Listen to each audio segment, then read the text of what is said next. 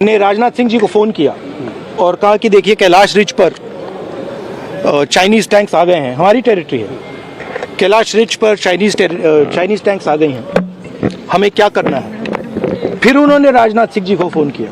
राजनाथ सिंह जी ने कहा कि मैं टॉप से पूछता हूँ, राइट।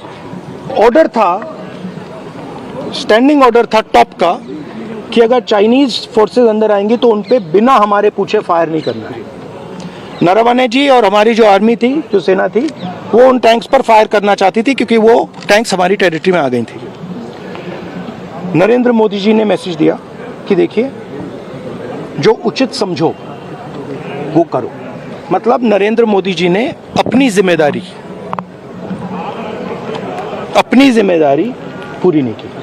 उन्होंने आर्मी चीफ से कहा कि देखो भैया आपको जो करना है करो, मेरी बस की नहीं है। तो राहुल गांधी का दावा कि नमस्कार, मैं हूं राजीव ढोंडियाल। दिल्ली पुलिस ने पूर्व थल सेना प्रमुख जनरल रिटायर्ड एमएम नरवणे की अप्रकाशित पुस्तक के कथित रूप से सोशल मीडिया पर प्रसार को लेकर एक एफआईआर दर्ज की है। चूंकि किताब अभी तक पब्लिश हुई नहीं है, पुलिस ने सोमवार को जारी एक आधिकारिक बयान में बकायदा इसकी जानकारी दी और ये कहा कि सोशल मीडिया प्लेटफॉर्म्स और ऑनलाइन न्यूज फोरम्स पर ऐसी जानकारियां सामने आई थी जिनमें यह दावा किया गया कि 4 स्टार्स ऑफ डेस्टिनी, ये पुस्तक का नाम था, इस 4 स्टार्स ऑफ डेस्टिनी नामक किताब की प्री प्रिंट कॉपियां बिना अनिवार्य मंजूरी के सर्कुलेट की जा रही हैं। पुलिस के मुताबिक ये भी बताया गया कि इस किताब के प्रकाशक के लिए संबंधित सक्षम प्राधिकरणों से अब तक आवश्यक अनुमति प्राप्त नहीं हुई है। बयान में ये जानकारी दी गई।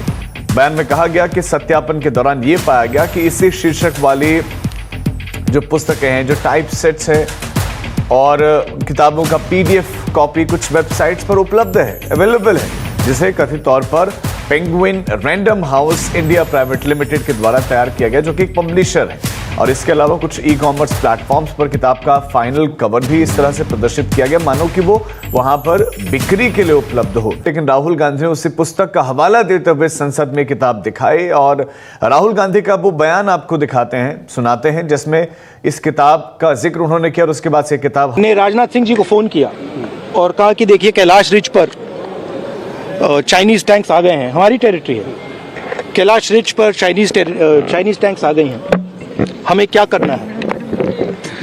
पहले राजनाथ सिंह जी ने उनको रिप्लाई नहीं दिया।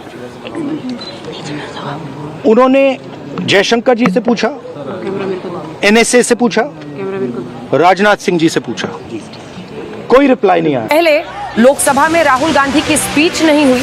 बीजेपी ने नियमों का हवाला देकर उनकी स्पीच रोकी क्योंकि वो पूर्व आर्मी चीफ एमएम नरवणे की अप्रकाशित किताब का वो पन्ना पढ़ना चाहते थे, जिसमें गलवान घटना के बाद भारत चीन संघर्ष के संबंध में कथित तौर पर सेना प्रमुख को प्रधानमंत्री का जवाब था, जो उचित समझो वो करो।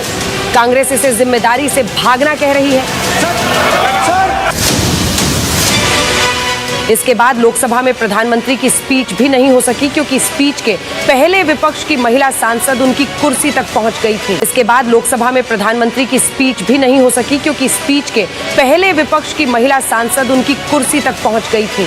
स्पीकर ओम बिरला के मुताबिक कुछ भी अप्रत्याशित हो सकता था। मैंने माननीय प्रधानमंत्री से आग्रह किया कि उन्हें सदन में नहीं आना चाहिए। मेरे आग्रह को मानकर सदन को अप्रिय दृश्य से बचाया।